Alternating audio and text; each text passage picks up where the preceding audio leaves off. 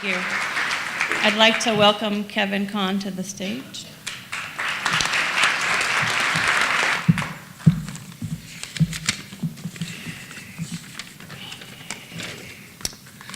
So, a little over 2 years ago, I went to a motel with the intent of killing myself. I can recall the surroundings and lots of other details now, but at the time I felt numb, like a zombie, and alone.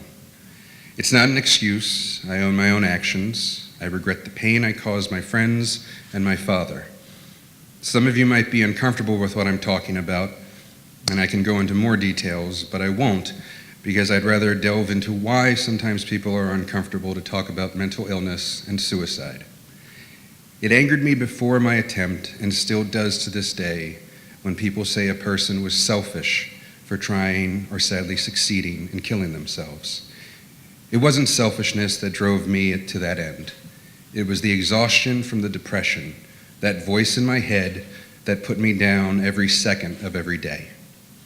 For me, I can't tell you how many times that depression, that voice, had control over me.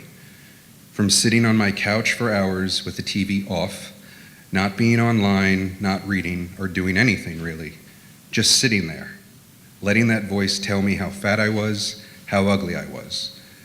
While I sheepishly tried to get up and go anywhere to quiet that voice, but in the end, I'd usually just crawl back into bed to sleep more, just to quiet it. Other times my depression, one, was when I wouldn't go out to hang with my friends or become non-social at work with my coworkers, not because I didn't like them, but because the depression had exhausted me so much that I could only focus enough on doing my job, because inside my anxiety and depression was telling me how awful I was.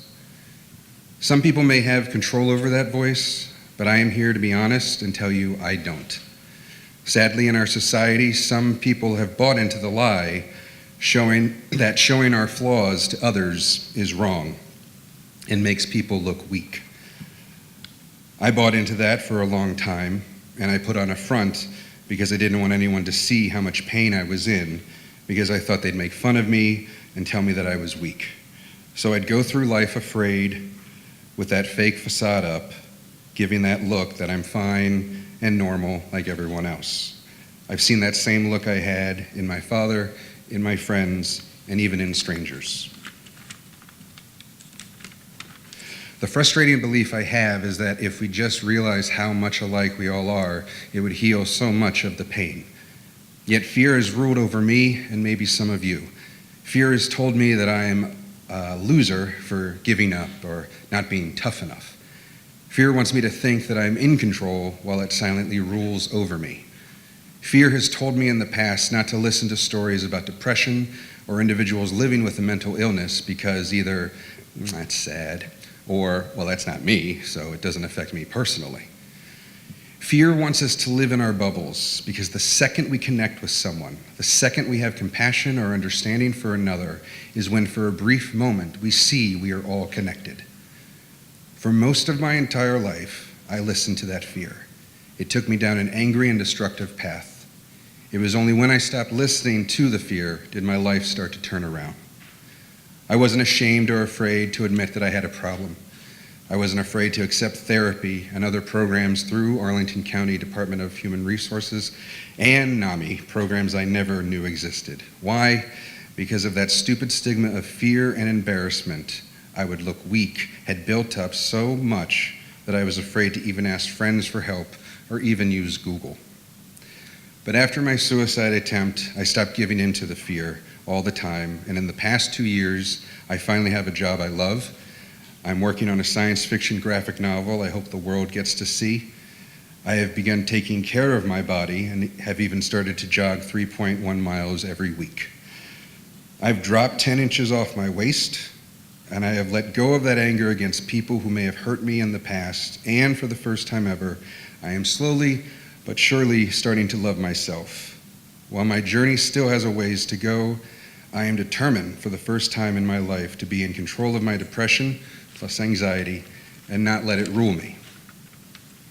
I'm not here to tell you how to change anyone's life. No one likes being told that. Our lives are our own, but the connection I talk about is trying to realize we are not alone in how we feel at times. I learned that I had to stop waiting for someone else to fix me. I stopped letting fear ruin my life. I learned that I could retrain my brain.